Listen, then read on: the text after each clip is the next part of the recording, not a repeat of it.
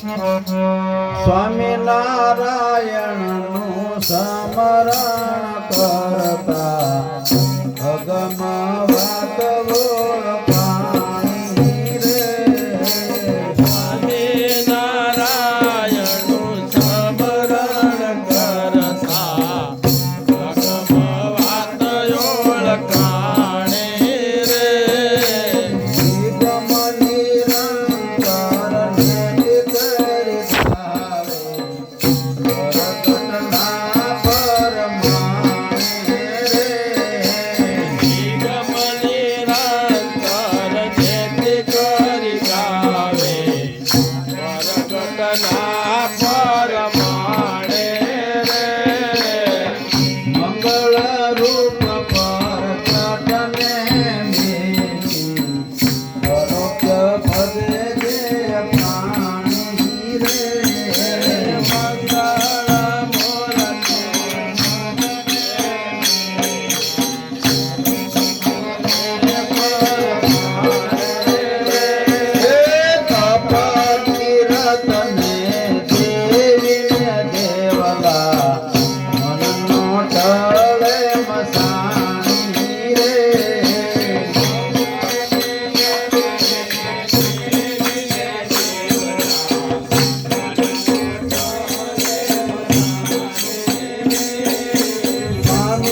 સ્વામિનારાયણનું સ્મરણ કરતા અગમ વાત ઓળખાણી રે.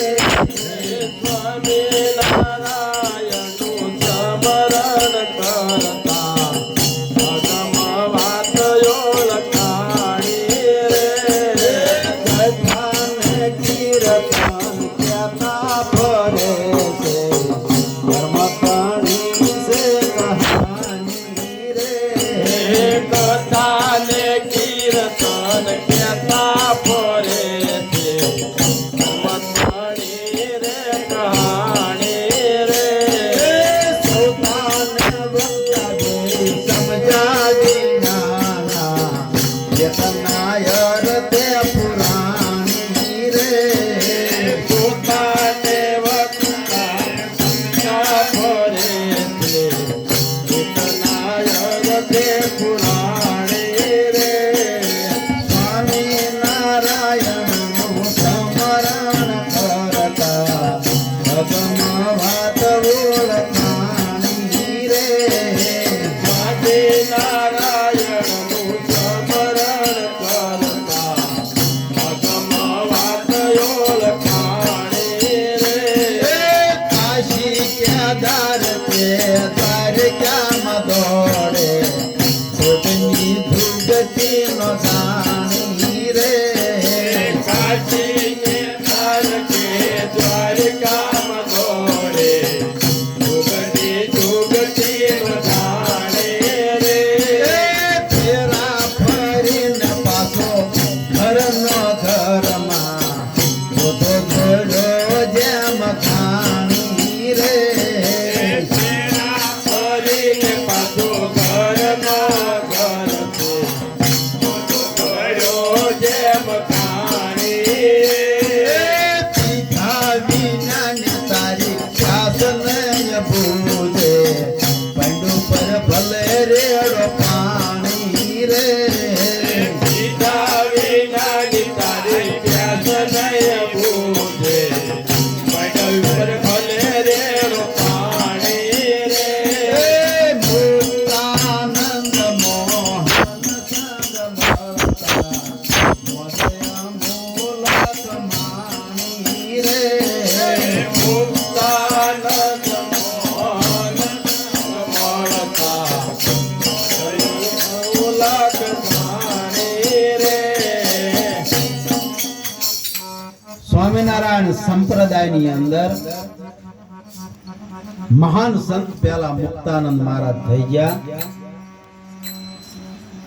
યા પદની અંદર શું કહે છે કે સ્વામિનારાયણ ભગવાનનું જો એકદાન સ્મરણ કરીને તો અગમ એટલે ભગવાનના ઘરની ખબર પડી જાય આપણને. નિગમ નિરંતર બધા નેતિ નેતિ ગાવે છે. આ બધું પ્રગટનું પ્રમાણ છે. શાસ્ત્ર ને પુરાણ ને સંતો ને બધાય આઘો આઘો આપણને દેખાડી જાય, પણ દેતવા જેવા આમ અડાડતા તરત ઊનું લાગે. એની કઈ વાટ જોવાની ન હોય કે 10 વર્ષે 5 વર્ષે કે આટલા વર્ષે તને ભગવાન મળશે, એવું નથી.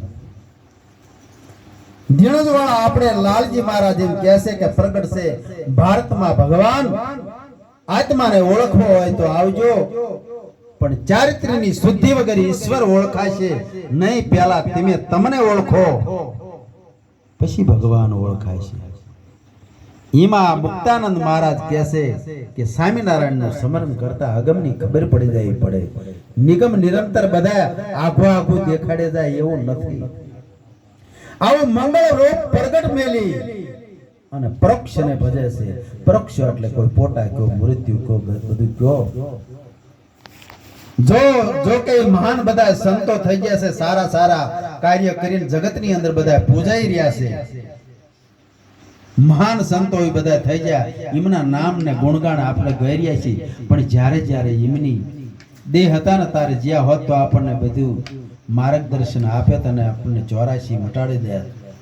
પણ હવે તો એમના ગ્રંથ છે, મહાભારત છે, રામાયણ છે, ગીતા છે, ઉપનિષદ છે, પછી આવા ધોળ ભજન ને કીર્તન સંતો કહી ગયા છે. આપણા જીવાત્માના ઉદ્ધાર કરવા વાળે આ બધી વાતો છે, પણ આપણે એનો વિચાર કરીએ તો આ શબ્દની અંદર શું કહે છે, વાણીની અંદર શું કહે છે, ભજનમાં શું કહે છે. તેમાં સવારામ બાપા કહે છે કે શબ્દ પારખો ભેટ છે તેથી આ ભક્તિમાં લીશે ભાગ. બીજા તો જીવ અભાગી અનેક છે બધા, તૂટેલ હૃદયના કાગામાં ક્યાં જઈને સંતો કરીએ. મરતી વેળાના વેરાગણ આ મર્ત લોકમાં ફરવીસી, પણ આવા શબ્દ પારખો કોઈ ભેટતા નથી અને ભક્તિની અંદર ભાગ લેતા નથી. અને પોતે પોતાના દુશ્મન બને છે, પોતે પોતાના શત્રુ બનતા નથી. કૃષ્ણ ભગવાન તેમાં કહે છે કે તમે તમારા મિત્ર બની જાઓ, તમે તમારા દુશ્મન ન થાઓ. પછી શું કહે છે, તપને તીર્થને દેવીને દેવલા. આ મનનો ટળે જેનું મહાણિયું મન થઈ ગયું હોય એને ગમે એટલું કહો ને તો એ ન માને કે હું તો બધું સમજુ છું. કથા ને કીર્તન બધા ક્યાતા ફરે, કર્મની કહાની કે કથા વંચાઈતી હોય ને અહીંયા કણે કે દશરથ રાજા મૃગલે રમવા જ્ઞાન શ્રાવણને માર્યો, શ્રાપ આપ્યો. દશરથ રાજાને 4 દીકરા થયા અને વળપાસો સ્વયંવર રચ્યો ને સીતાજીને પરણીને આયા ને વળપાસો વનવાસ દીધો. એ રાવણ હેરી ગયો, રાવણને મારીને પાછા આવી બધી કર્મની કહાની કે એવું કથાની અંદર ન કે રામચંદ્રજી ભગવાન ગુરુ યોગ વશિષ્ઠની પાસે ગયા અને આત્મ તત્વની વાત જાણી અને આ જીવાત્માનો ઉદ્ધાર કરી લીધો અને ભગવાનનો પદ પામી ગયા. આ સદગુરુના ચરણે ગયા અને આવું જ્ઞાન પ્રાપ્ત કર્યું એવી વાત કથાની અંદર ન કે. એટલે કથા ને કીર્તન બધા કહેતા ફરે છે. આ બધી કર્મની કહાની છે. સોતા ને વક્તા, સોતા કહેતા સાંભળનારા ને વક્તા કરતા મારી જોડે ભાષણ કરતા વાંચતા હોય ને એને વક્તા કહેવાય. પણ એમ કે આવું વાંચવું એટલે આ બધા સોતા રહ્યા ને સાંભળશે એટલે મને કંઈક આપશે ને મારું પેટનું ગુજરાન ચાલશે.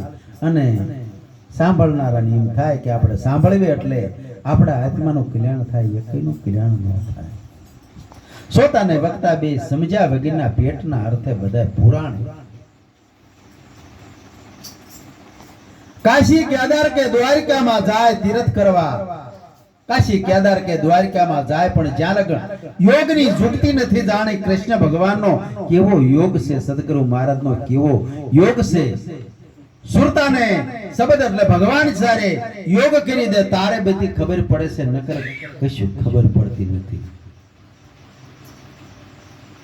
કાશી કેદાર કે દ્વારિકામાં જાય પણ જોગની જ્યાં લગન જુગતી ન જાણે ત્યાં લગન બધું ફેરા ફેરી પાછો ઘરનો ઘરમાં જેમ ગોધો ઘાણીએ જોડ્યો હોય ને એમ થાય કેટલું હાલી નાખ્યો પણ છોડે તો અહીંયાનો અહીંયા હોય. જ્યારે જ્ઞાન ચક્ષુ મળી જાય ને તારે કે આજથી લગ્ન બધું કરેલું મારું બધું પાણી વાંચ્યું. પછી કે પીધા વગરની તારી પ્યાસ નહીં બુજે, પડ્યું પર ભલે રેડો પાણી. તડકેથી આયા હોય, વાડીએથી આયા હોય, ધોમ ધકતો હોય, પછી તરસ ખરાખરી લાગ્યો હોય તો પછી પૈંડું પર પાણી રેડે કઈ તરસ ચૂકતી નથી, એ તો પીવું પડે. એમાં જગત આખું બધું રામ રામ કહેશે, કોઈ કૃષ્ણ ભગવાન કહેશે, કોઈ સ્વામિનારાયણ ભગવાન કહેશે, કોઈ શંકર ભગવાન કહેશે. આવા ઘણા ભગવાન, હરિ તારા હજાર નામ છે. પણ સંતો કહેશે બહોત નામ હે સંસારમાં, અહીંયા કણે મુક્તિ મળતી નથી. આદિ નામ તો ગુપ્ત હે, અને કોક કોક વિરલા બુજે છે. જે બ્રહ્મનિષ્ઠ સોત્રીય સદગુરુના ચરણે જ્યાં હોય ને એને આ નામની ખબર પડે છે. નકર તો બધી અટકળે બધી ભક્તિ કર્યા કરે છે. कबीर साहब धीमा कैसे अनुमान का आश्रा छोड़ी दो बंदा, उलट घट देखो अपना, आप में आप साबुत कर लो, छोड़ दो मन की कल्पना, बिन देखत निज नाम जपत है से बदा रियान का सपना जी. कबीर दीदार तो प्रकट भया तो પછી જાપ કેના જપવાના રહે. પ્રકટ તમને જ્યારે ભગવાન મળી જાય પછી જાપ જપવાના નો. જાપ જપે કે માળાયું ફેરવે એમ કે ભગવાન મળતા નથી. અખા ભગત ક્યાં છે તીરથ કરી કરીને મારા 53 વરા વ્યાજ્યા, જપ માળા ફેરવી ફેરવી માળાયું ફેરવી ફેરવી અને મણકા ઘસી ઘસી અને હેઠા પડી ગયા. તુલસી દેખીને તોડતો પાંદ રામ રામ બોલતો, અને જળ દેખીને કરતો સ્નાન. તોય મને કે આવું બ્રહ્મનું જ્ઞાન ભગવાનની નો મને ખબર પડી. ઈ પછી જ્યારે